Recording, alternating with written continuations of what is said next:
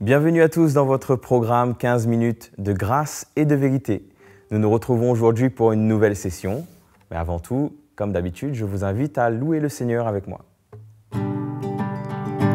Chantons, car Dieu est là. Poussons des cris de joie. Dressons-lui un trône de reconnaissance, un palais de louange. Chantons le roi des rois, son amour durera. Et quand on le loue, sa gloire descend sur nous, dans son temple ici-bas. Chantons car Dieu est là.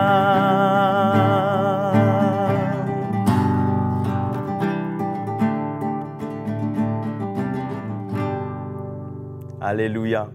Quelle grâce de pouvoir louer et adorer le Seigneur. Sans plus tarder, ouvrons nos cœurs à la parole de Dieu. Bonjour, bonjour, bienvenue dans cette nouvelle session de 15 minutes de grâce et de vérité. Nous aimons louer le Seigneur, nous aimons ressentir sa présence dans nos vies, dans nos cœurs tous les jours, et nous aimons aussi d'être à l'écoute de sa parole. Sa parole est riche, sa parole nous est donnée pour que nous soyons construites de la bonne manière, pour que nous soyons édifiés, pour que nous soyons encouragés.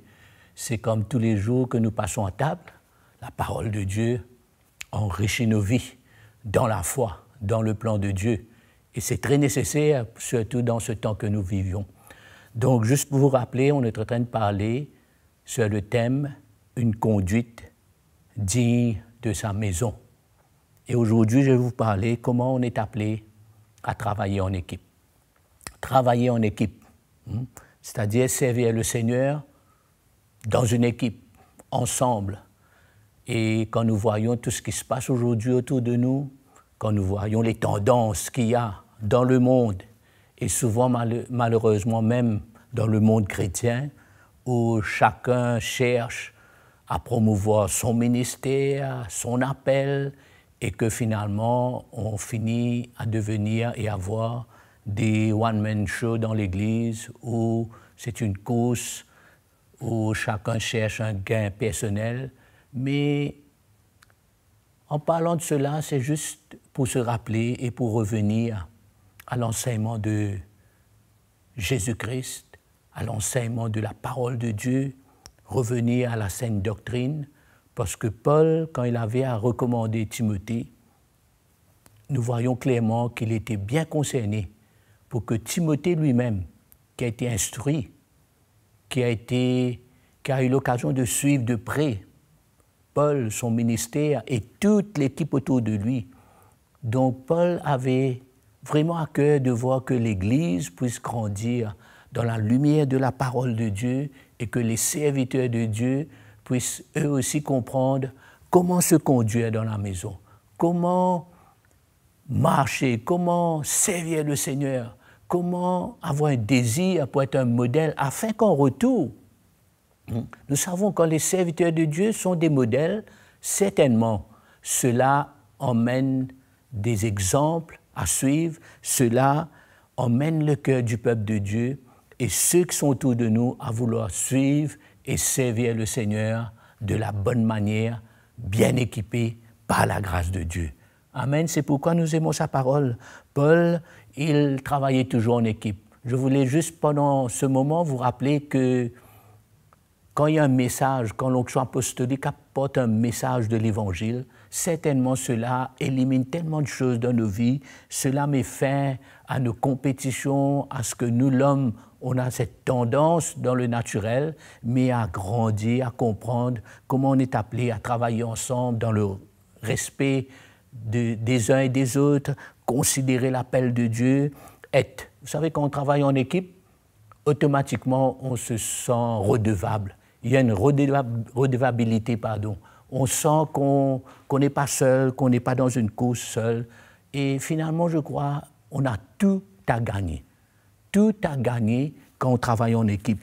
Je voulais un petit passage juste pour vous montrer comment il y avait cet échange, comment il y avait cette relation entre les églises locales, non seulement entre eux-mêmes, mais entre les églises locales, entre les serviteurs de Dieu. Il y avait une liberté dans la relation, tout en avoir aussi ce respect envers l'onction de Dieu sur la vie de l'un et de l'autre. Il y avait un respect, mais il y avait une construction, un service, et cela rassurait tout le peuple de Dieu, parce qu'ils ne se sentaient pas en danger ni menacés, mais et quand nous voyons la structure de l'Église, selon le modèle de la parole de Dieu, on ne voit pas beaucoup, ou presque pas, où il y avait une Église, un pasteur, c'est lui, l'homme qui décide, qui coupe, qui tranche, mais nous voyons au contraire le travail d'équipe. Paul, quand il écrit à Timothée, par exemple, on va lire ensemble dans 2 Timothée, le chapitre 4. Paul écrit ici, on peut lire ces quelques versets ensemble, c'est juste pour voir l'état d'esprit, pour voir ce qui se passait, ressentir un petit peu, comme on dit, entre les lignes, cette relation, cet échange qu'il y avait, ce respect qu'il y avait, même s'il y avait à donner un ordre, c'était dans le respect de l'un envers l'autre. Amen. C'est extraordinaire, je trouve ça une beauté et je crois que ce sont des choses qu'on a besoin de retrouver dans nos églises, qu'on a besoin de retrouver cette bonne conduite, qu'on a besoin de retrouver ce beau modèle, qu'on a besoin de retrouver cette atmosphère favorable. Aujourd'hui, malheureusement, souvent on entend quand il y a un conflit entre le pasteur et son assistant, si l'assistant part, il prend une partie avec lui et on entend toutes sortes d'histoires qu'on ne retrouve pas souvent dans la parole de Dieu.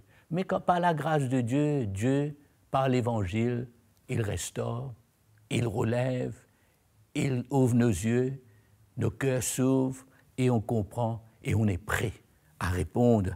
Paul, quand il écrit à Timothée, nous venons dans ce petit passage, il dit, le chapitre 4, 2 Timothée, le chapitre 4, je dirais peut-être à partir du verset 9, « Tâche de venir au plus tôt vers moi, car Démas m'a abandonné par amour pour le siècle présent.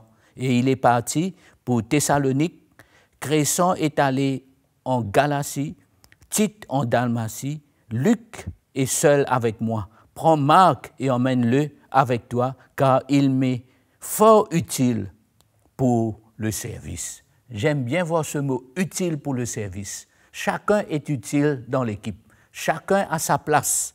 Nous voyons, qu'est-ce que nous voyons? Nous voyons des noms qui sont mentionnés, des frères, des sœurs, qui font partie de l'entourage de Paul et de tous ceux qui sont avec lui dans l'équipe.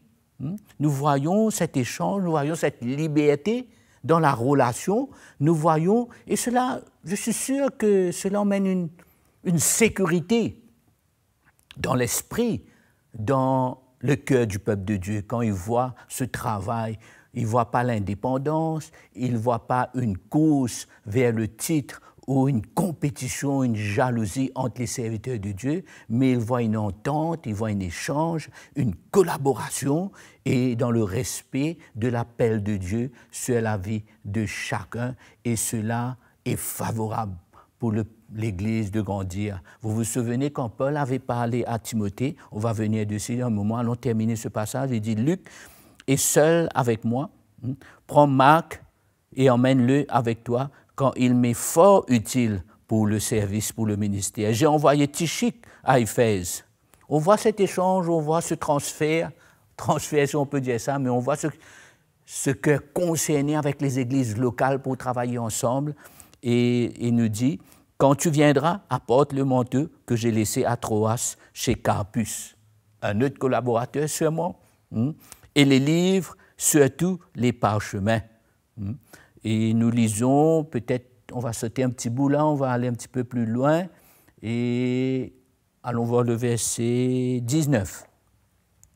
Salut Prisca et Aquilas, nous connaissons comment ce couple avait une relation proche avec le ministère apostolique, un soutien, ils étaient un soutien pour l'Église, même un soutien financier pour le ministère à côté de Paul. Et Paul écrit, il dit « Salut Prisca et Aquilas et la famille de Nésiphore ». Cette famille aussi était connue comme un soutien, comme une aide, comme formant partie de l'équipe, des collaborateurs qui travaillaient ensemble dans l'équipe, dans le respect. C'était extraordinaire, une beauté extraordinaire en voyant ce travail d'équipe ensemble. Et il nous dit, Eraste est resté à Corinthe et j'ai laissé Trophime malade à Milet. Tâche de venir avant l'hiver. Eubulus, Pudence, Linus, Claudia et tous les frères te saluent. Amen. Donc nous voyons, c'était une famille, une équipe, une famille. Le respect était là, les frères, les sœurs travaillaient ensemble, leur cœur était soudé pour le plan de Dieu, pour le service de l'Évangile au peuple de Dieu. Dans 1 Timothée, nous connaissons ce passage, quand Paul avait, je reviens vers Timothée, 1 Timothée, le chapitre 4, le verset 14, par exemple, quand Paul était en train d'exhorter Timothée, il dit « Ne néglige pas le don qui est en toi et qui t'a été donné par la prophétie avec l'imposition des mains du collège des anciens. » Amen. Collège des anciens, c'est-à-dire les frères étaient unis quand il fallait à un moment donné prier pour Timothée, pour l'envoyer, peut-être transmettre par l'imposition des mains, parce que l'imposition c'est une transmission de l'onction de Dieu, de la présence de Dieu, de cette autorité de l'Esprit, parce que quand on parle de l'onction, on parle d'autorité, il y a une transmission qui est faite par l'imposition des mains. Et nous voyons quand il fallait prier pour Timothée, pour l'envoyer ou pour l'encourager, ben Paul ne s'est jamais retrouvé seul, mais l'équipe était là. Collège des anciens. Tout cela pour vous dire, mes frères et sœurs, aujourd'hui, nous voulons rechercher, nous voulons voir et nous voulons nous aligner au modèle que Dieu nous a laissé dans sa parole. C'est pourquoi un retour vers l'enseignement de Jésus-Christ, un retour vers la saine doctrine, un retour vers l'enseignement des apôtres ne peut qu'emmener de l'ordre et emmener le modèle dans nos cœurs, la vision dans notre cœur pour servir le Seigneur dans cette relation. Et c'est comme cela que cela crée une atmosphère favorable. Amen, favorable. Vous pouvez aussi aller lire pour terminer chez vous.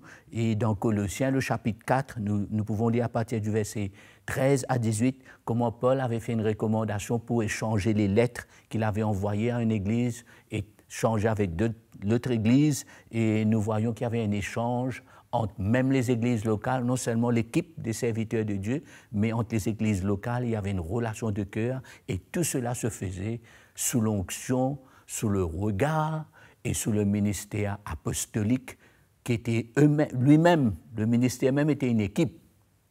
Amen.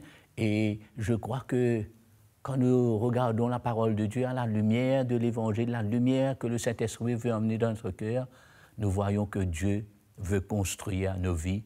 Nous voyons que Dieu veut que son Église soit solide, affermie dans la vérité de sa parole. Que ces quelques mots vous encouragent. Je vous dis bonne journée et à très bientôt. Merci. Nous rendons grâce au Seigneur pour cette nourriture qu'il nous donne aujourd'hui. Aimez et partagez cette vidéo autour de vous. N'oubliez pas, abonnez-vous à notre chaîne YouTube CTMI. Et si vous voulez nous écrire, nous partager un témoignage ou simplement nous donner de vos nouvelles, écrivez-nous à l'adresse qui s'affiche maintenant même sur vos écrans. Que le Seigneur vous bénisse. À bientôt.